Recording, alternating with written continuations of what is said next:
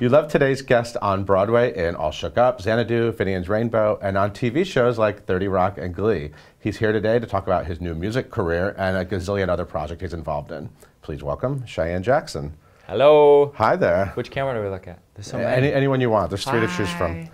Thank you for coming. How are you? Thank you. I'm good. Super good. Now, here we are in the heat of summer. Yeah. And you actually, I was just listening to, you have like a hot new summer song I've just heard before you. I do. You're like you're a recording artist now. I am. Not just Broadway cast album recording artist. You're making pop songs. I'm making pop music. Yeah, it's been amazing. I've always, should I just launch into how it all started? Sure, let's just do it. Let's get the spiel out of the way. Okay, well here's the thing. I have always written music. It's been a huge part of my life as long as I can remember, but I've never shared it with anybody because it's just personal and I didn't really, I don't know, it wasn't the right time. And about 2 years ago, I met this amazing, genius singer-songwriter, performer named Sia. Sia, yeah. I know her stuff. Yeah, Sia is, and if you don't know her, you gotta look her up. Right. Most people know her from like Titanium and, hey, I heard you were a wild one. You know, she's like mage now. But we were at this like Out magazine, you know, 100 because you're a gay celebrity. artists, because I'm a gay, whatever. And she was across the room, and we both looked at each other like, I need you in my life. We didn't even know each other, but it was an immediate connection. Was she wearing something amazing? She always wears something amazing, because she just is her own, she beats to her own drum. I think it was like a long moo-moo with like something fabulous. But we started talking, and she said, do you write? Because she'd seen me in Xanadu and liked my voice and such. And I said, I do, but I've never shared it. And she's like, you need to do it. So I came to LA. She and I held up in a studio. Hold up, whatever. Hung out. We hung out in a studio. And I was really nervous at first to kind of share stuff with her because I think she's a genius. Turns out, it was good. It was really good, if I do say so myself. My mom thinks so. But that was the start of it, and she was kind of the catalyst of me sharing that with the world, and then the songs started pouring out of me. Wow. So I got signed to a developmental publishing deal with Sony ATV and a developmental artist deal, and that's And you have two songs out now. I have 2 singles out now. Drive, and Before You. What was fun was that I got to do it all kind of under the radar with no pressure. This whole last year I've been writing and collaborating, and it has been so rewarding and exciting. It's always interesting when Broadway names create music, right? Because you want to create a sound that, I guess you have Broadway fans who are used to you singing big Broadway, belting out big Broadway songs, and obviously this is different. Yes. So how did you sort of figure out what you wanted your sound to be like? By the way, I'm digging both songs. Oh, thank you. It's an interesting thing because that was also, I don't want to say a concern, but no, I guess it was a concern. People know you for a certain thing, and I was wondering, what is my sound going to be? A Sony exec the other day said, I think you're like if Adele and George Michael had a baby and then listened to a lot of Sting while they were pregnant. And I was like, okay, I love all 3 of them. That works. Yeah, so. It's still developing, but it's definitely coming into focus. Let's talk about the video you made for Drive, which is like this weird animated. Where did that come from? I came across this great Austrian artist who does these wonderful animation things and really kind of a cool sensibility.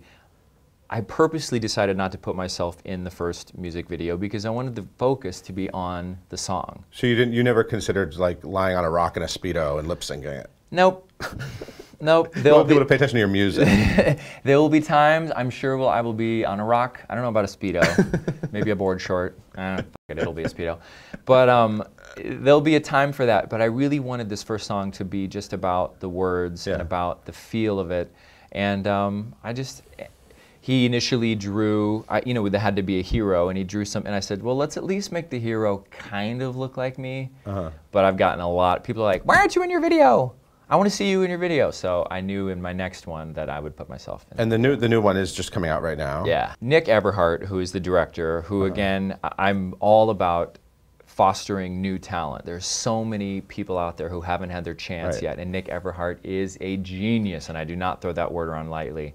I've always loved the 50s and the early 60s. I dedicated a whole show to it at Carnegie Hall last year. And that era, whatever, really lends itself to so many opportunities. Right. I wanted to do kind of an homage to the Addams Family and the Munsters, ironically, because I just did a pilot about the Munsters.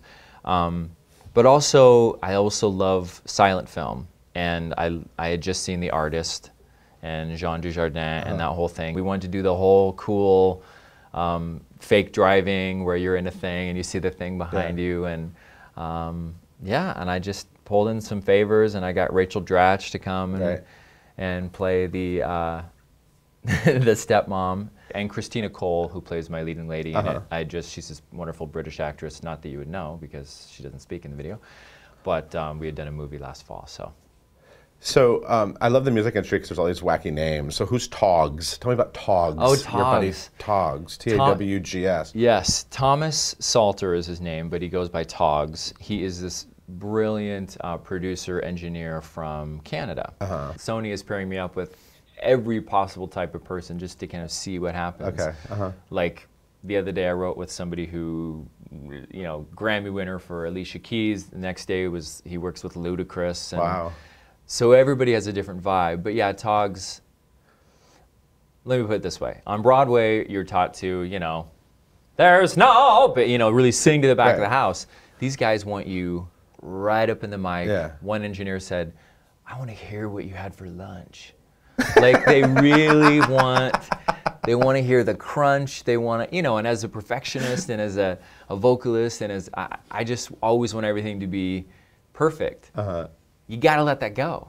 You have to, since you're not looking at the person, you have to be able to hear the emotion. And I'm writing the words, so I want them to hear what I'm saying and feel what I'm saying. So. So you don't have a cool music nickname yet? Not yet. Everybody calls me CJ, and I don't know where it came. I mean, it's obviously my initials, but I'm like, okay. I want to talk about ZM. Let's look at your cool tattoos. You're badass. Now I know what these stand for. These have caused a lot of interest, and I'm a little bit surprised. I mean, they're pretty cool. So that's for Zara. Yeah, we're gonna get a little deep here. Now I just want to say Broadway.com fans might remember Zara. From your video blog. Yes. You kind of made Broadway.com video blogs cool. You had one a long time ago during Finnegan's Rainbow. I think I was one of the first. I think you were. Yeah. Now all the little kids are. Yeah, so, and you adorable dog, Zora, yes, was my husband and I, because we got married in September. We adopted Zora from the CACC, and she was found tied to a fence in Harlem. And she, you know, as soon as we moved here, she was our girl. And she had a lot of problems, but we just adored her, and we had patience, and Monty is so good with dogs. She was in every dressing room I ever had on Broadway.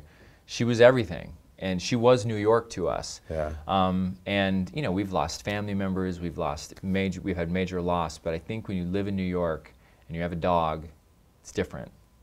Because New York is so frantic and there's so much, you can come home and your dog is your solace. And they believe in you and they're there. Anyway, Zora, I shall not cry, by the way. I might. Zora, about 4 months ago, she wasn't eating. She wasn't even 9. She wasn't eating on a Monday, and we took her in to the vet on Tuesday, and he said she is riddled with cancer, all kinds. And she could go tonight, or she could go on Friday. Wow. It really depends. And we decided to, we didn't want to go through, you know, that. And so we decided to put her down, and the vet came to our house, and she was on her bed, and she was in my arms. Sorry. And right at that moment, you know, Monty said, give me a kiss, and she gave him a kiss, and then she looked up to find me, and my arm was this was right where her heart was. Wow. And her heart beat, and then it stopped. And that's right where I thought, you know, I turned 37 on Thursday, and I've never wanted a tattoo, but I thought I have to honor the spot because she was, you know, She was everything to me. So anyway, and then I felt uneven, and so I thought, nah, I'll put the husband over here. So Monty's over there. So why don't you show your cool, cool ass arms. I know, and I've gotten mixed reactions. Not that I really give a shit what people think, but you know, how could you do that? How could you? I love it. As an actor, I've done 3 things since, and it takes 5 minutes to cover it up. So just get over it. So those are your first. You don't have any like secret bikini line tattoos, this is it. That's it. This is it. Yeah, I mean. They're pretty badass. I approve. Thanks. I mean, I wasn't planning on it, but it seemed immediately like the right thing to do, and so that's what they're from. So you got Zara with you. Always. Yep. And on the brighter side, we weren't planning on adopting a new dog for a long time, but frickin' Bernadette Peters. We had gone on vacation and we came back. We had this great, belated honeymoon, and went hiking in Slovakia and did all this cool stuff. The first email I get when my email starts working again is an email from Bernadette. No words, no text, just a picture slowly comes up of this dog who looks like the Tramp from Lady and the Tramp, super scraggly. He's been 3 different times he's been abandoned. He was found by himself in a dog run. She said, and then I called her, I'm like, what are you doing to me? She said, he's being fostered by this great girl named Christy. Why don't you just go meet him? Monty and I were like, let's just go meet him. So we went and met him. He was amazing. We went home. We said, let's go back and get him. So we went back and got him, and I named him Brillo because he's about as soft as a Brillo pad. Couldn't be any more different than Zora. He's just such a boy, and he's great. He has his issues, but don't we all? So well, congratulations. Thanks, and yeah, now we got a son, and yeah. So I want to talk about another exciting thing going on with you. You are a Tony nominator. Yeah.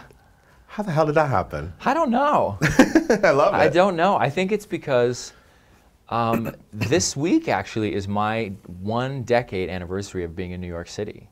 I moved here when I was 26, just getting ready to turn 27. Of course I knew that. That's why you're here. We're here to celebrate that. So I've been here 10 years now. And the first show I was in was Thoroughly Modern Millie, and that happened rather quickly after being here. And I think it's because I've been around. I've been here for 10 years. I know the theater. I love Broadway. I love the Tony Awards.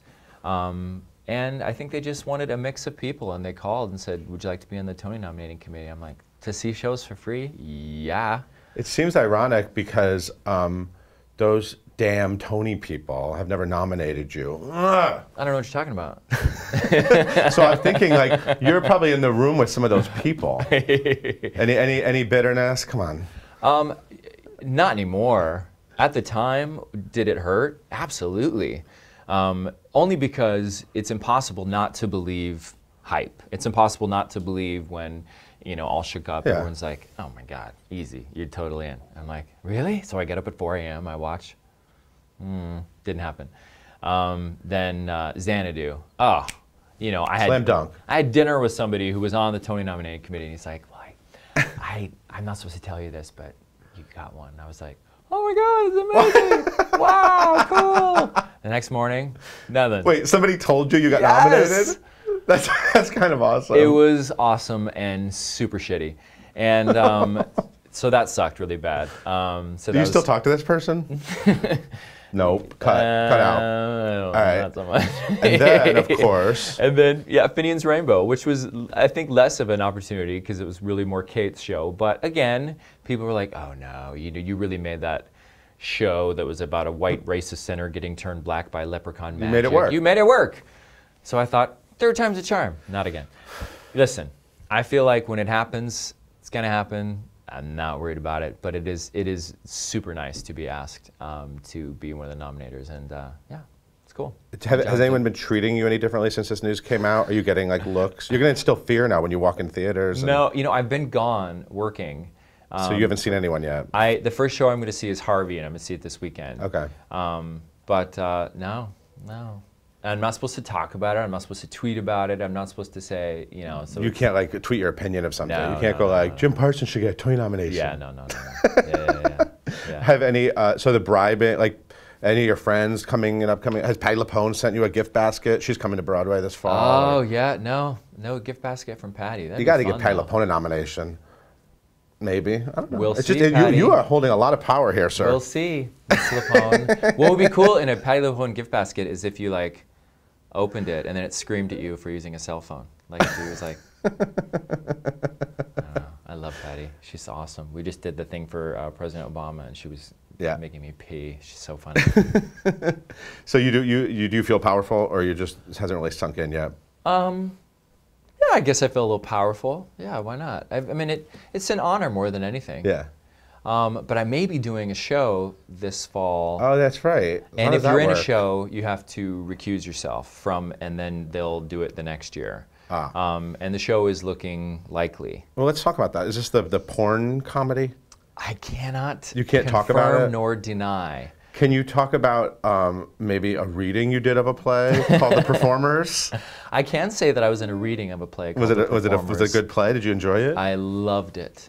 Yeah, and you got to work with Henry Winkler. Yes.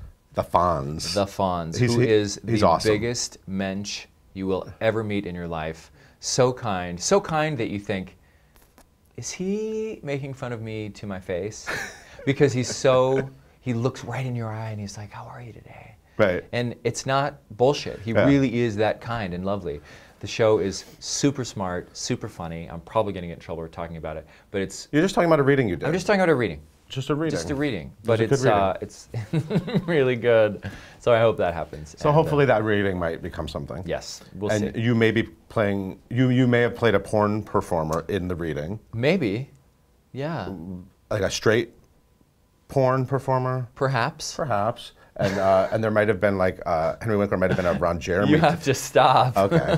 Well, we'll see what happens with this reading. Oh my God, the producer will come in. People, you get, I don't know if you read Broadway.com, I assume you do. I do. You won a poll recently. Shades of Grey. Yeah, we have these silly polls, Yeah. and people want you to be, we can come up with crazy shit, but Yeah. 50 Shades of Grey, if it were on Broadway, that you would play Christian Grey. I saw that. Who's like this S&M, I haven't read it. Have you read it? I have not. So what do you think when you read something like that? Like, oh, Broadway.com readers would like to see me in a S&M erotica. Like, what does that do to you? What does it do to me? Does that make you feel powerful too? I always think it's nice that, it's always nice to be acknowledged for whatever it is, for whether it's this or that. I don't know how. Yeah, I haven't read it. How to react to that. You are definitely a sex symbol for people. Is that something you've embraced? I mean, yeah. Okay, so you're cool with that. And you were like, I was just saying to you, you were in Attitude Magazine. Yeah. Whenever you do a photo shoot, you have to take your shirt off, right? Yeah. I mean, like people say, like, do you have to like when you're going to do a photo shoot like that? Do you have to like go on a special diet for a few days? What does that involve? It involves less Twizzlers and more treadmill. Okay, the two T's. The two T's, really. I am a sugarholic. Anybody that knows me, I mistakenly said that I have this affinity for Twizzlers. And now you get nonstop deliveries. Yes, Twizzlers. And I have these lovely, lovely friends. I don't hate to call them fans, but they call themselves Cheyenneologists. Of course. Who, when they wear shirts that say Cheyenneology, and they bring me buckets of Twizzlers, and I love them. But yeah, no. So I think around maybe Xanadu, I decided this is the thing. This is the thing. Embrace it. What's the thing? Well, people want to see you in short shorts. Yeah, I mean, I'm always going to be until nobody wants to see it. I'm always going to be seen in a certain way. So I've decided to embrace it. Right. And yeah, the Attitude UK thing. I thought, you know what? I have some music coming up. I'll show some TNA. Why that if not? Yeah. Right. So would you go as far, like, they're going to make a musical, this is so random, but they're talking about making a musical out of Magic Mike. I do know this. See, are you eyeing this role maybe? Here's the thing. I'm just getting ready, excuse me for all the names I'm about to throw at your feet. Please do, throw them at me. But I'm getting ready to do Steven Soderbergh's new movie, the Liberace movie. I know, it's on my list of topics. Oh, okay. It's exciting. Well, this will be a good little segue. Yeah. We're going to have a gay old time because Michael Douglas is playing Liberace, and Matt Damon is in it, and Rob Lowe, and Debbie Reynolds just signed on to play his mom. Wow. Dan Aykroyd is playing the agent. I play Liberace's boyfriend. You're getting into bed with Michael Douglas. Perhaps. Michael Douglas, I play this guy named Jerry O'Rourke, who is Michael's, who is Liberace's on-stage buddy, and perhaps boardroom buddy, we'll call it. Okay. And I was informed recently that there's maybe some various... States of undress? Yes. Okay. So again, no Twizzlers and more treadmill. Don't send him any more Twizzlers. Stop it. But I know that everybody that said that they've worked with Steven Soderbergh says he is amazing, and so I imagine that Magic Mike. He directed Magic Mike, of course. Yes, which is a huge hit. Right. And Matt Bomer's a friend, and I'm so happy that they made that for $5 million, and it's just his abs in that movie are pretty ridiculous. Matt Bomer. Do you think he eats Twizzlers? No. No, nothing. No. I think he eats tuna and I don't know, Christian baby blood. He just is. That's a rumor. He is so. He looks like a statue. You just stare at him. And you're like, really, really, those eyeballs? That anyway. So I assume, I'm guessing that might come up. I don't know. We'll see. The Magic Mike musical. Maybe. I mean, hours on set with Steven Soderbergh. I heard you at one point mention Rock Hudson. Yeah. You said at one point that you would like to play Rock Hudson. Yeah. I'd like to see that happen. I would love it too. I need to hurry up though, because then Armie Hammer will grab it. He grabs everything. I had a close call with J. Edgar. Oh, really? And Armie Hammer was like, I'll do it. He swept in. Yeah, he's a great guy.